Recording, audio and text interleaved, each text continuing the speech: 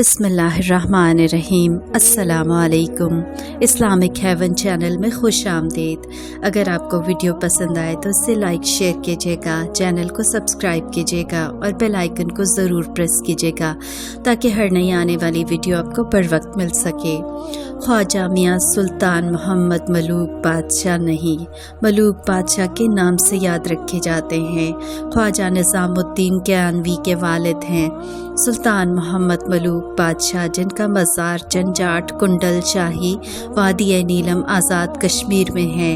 आप ख्वाजा अब्दुल अज़ीज़ नक्शबंदी के बेटे थे। आप जंजाट में ही पैदा हुए। अपने वालिद साहब से खिलाफत पाई। नहायत परहेज़गार और साहिब तक़वा बुज़ुर्ग थे। किसी हाकिम या वडेरे की दावत में नहीं जाते थे। साहिब करामत बुज़ुर्ग थे। आप रहमतुल्लाह अलैह मुत्तक़ी इंसान थे। आपके बारे में मशहूर है कि आप रहमतुल्लाह अलैह गर्मियों में भी अपने सर पर लोई रखा करते। पर्दे के लिए आप रहमतुल्लाह अलैह वज़ू के लिए भी अपनी ज़मीन की मिट्टी अपने पास रखा करते थे। जब आप अपने मवेशियों को एक जगह से दूसरी जगह चराने के लिए ले जाते तो मवेशियों के मुंह बांध दिया करते ताकि रास्ते में किसी की फसल ना खा सकें। आप रहमतुल्लाह अलैह के तक़वा का ये आलम था कि आप अपने दांत साफ़ करने के लिए अपनी ज़मीन की तीली अपने पास रखा करते। आप नहायत ही परहेज़गार और मुत्तक़ी इंसान थे। आपके साहबजादे ख्वाजा निज़ामुद्दीन कियानवी ने अव्वलीन बैत आप ही के दस्ते अक़दस पर की थी। आप एक साहिब करामत बुज़ुर्ग थे। एक बार राजा शेर अहमद ख़ान वाली दरावा वादी नीलम ने एक बार आपको ख़त्म शरीफ पर मदऊ किया। आप जाते हुए अपना खाना साथ ले गए। ख़त्म पर अपने घर का खाना ही खाया।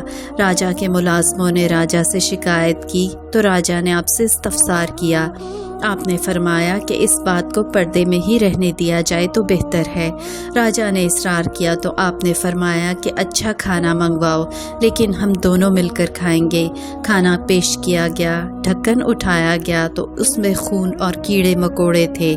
आपने फरमाया कि इस खाने को मैं कैसे खाता कि इसमें लोगों का खून है।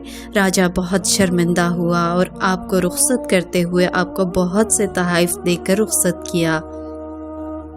आपने वो तहाइफ जाते हुए दरिया में फेंक दिए।